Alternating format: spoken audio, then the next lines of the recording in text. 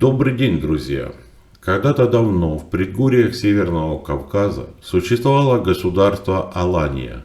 Византийский император Константин VII, багрянародный, живший в X веке, писал: «Выше Зихии лежит страна, именуемая Папагия. Выше страны Папагии страна под названием Касахия. Выше Касахия находятся Кавказские горы. А выше этих гор страна Алания».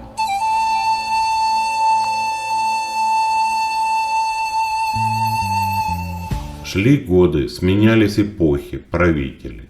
Нет уже и тех стран, и лишь величественные горы, свидетели тех событий, хранят память и могут рассказать нам о том, что было.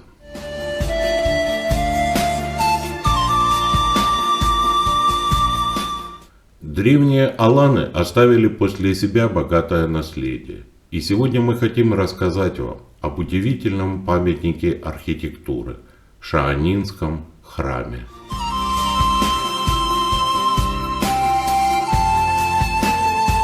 По дороге на Теберду и Домбай мы проезжаем небольшое селение, изначально именовавшееся Георгиево-Осетинское.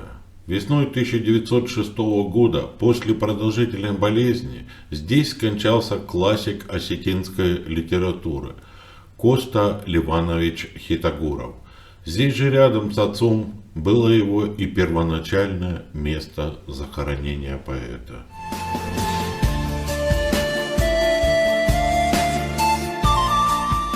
В 1939 году Георгиевско-Осетинское переименуют в село имени Коста Хитагурова, и оно заслужит отдельного интересного рассказа.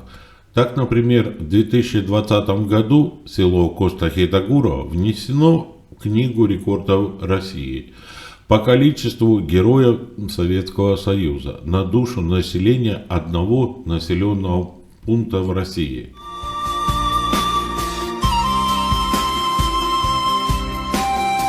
А мы обратим свой взор вверх и направо. С западной стороны над поселком возвышается гора Шаона.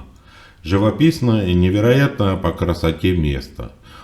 Утопающие в зелени растений, скальные вершины завораживают причудливыми формами, обрывами и пиками, которые, кажется, тянутся до самых облаков. На одном из ее отрогов и стоит древний храм, возведенный 11 веков назад.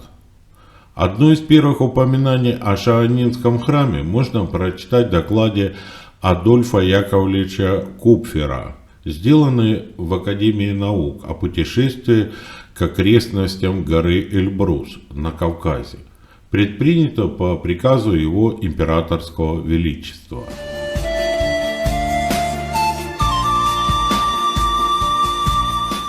Поднявшись несколько верст по Кубани, мы разбили лагерь у самого ее берега. Развалины церквей и могил в этой прекрасной долине свидетельствуют о прежней здесь жизни. Часто встречались камни, то лежащие, то расположенные вертикально, на которых явно просматривались следы римского креста. На других камнях появлялись более поздние даты и надписи на арабском языке.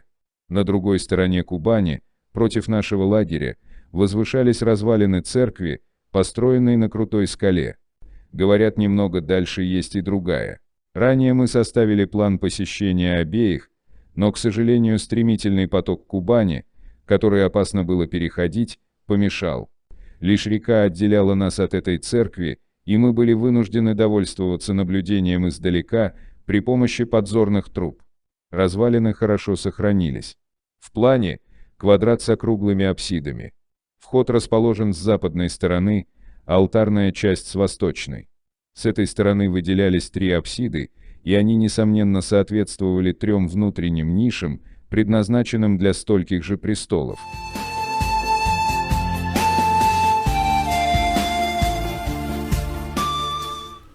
Было это в 1829 году.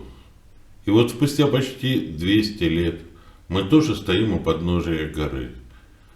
И над нами как будто парит в облаках древний храм.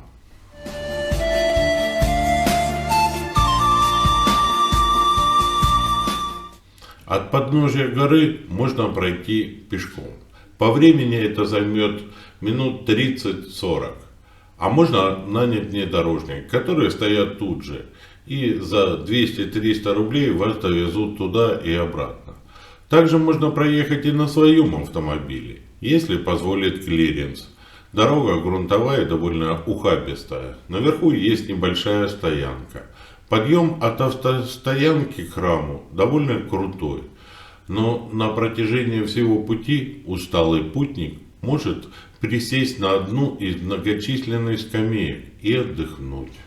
В начале пути на информационной доске читаем, что Шаанинский храм входит в число самых древних на территории России памятников христианского культурного зодчества.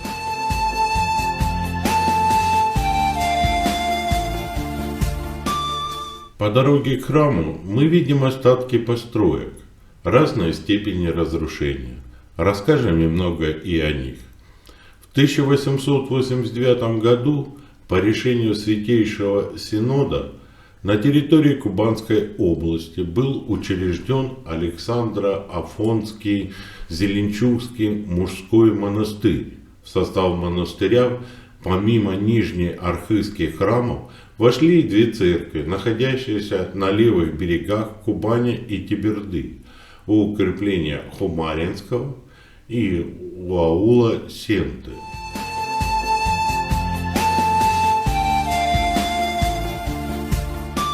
Трудами братьев монастыря в Георгиевском скиту на вершине горы Шаона были сооружены кели, каменная ограда, проведена дорога.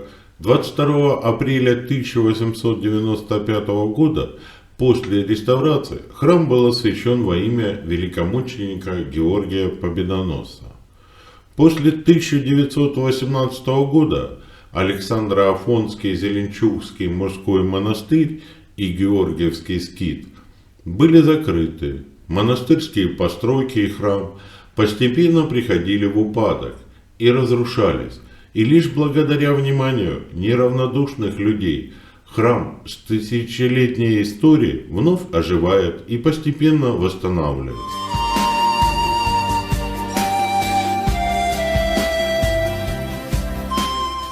Тропинка приводит нас к западной стене храма. И здесь у наблюдательного путешественника возникает вопрос, зачем эта дверь и куда она ведет. По версиям исследователей в древности, возможно, здесь был балкон или галерея, не сохранившаяся до наших дней. Храм построен в византийском стиле. Внешний облик храма отличается лаконичностью, и декоративных элементов очень мало. Часть здания опирается на скалу, а другая часть на фундамент с выступающими контрафорсами. Стены сложены из песчаника и в древности с внешней стороны были покрыты тонким слоем штукатурки, которая до наших дней не сохранилась. Внутри храма стены также были оштукатурены и украшены цветными фресками, которые, к сожалению, сохранились лишь частично. Сегодня стены храма украшают множество икон.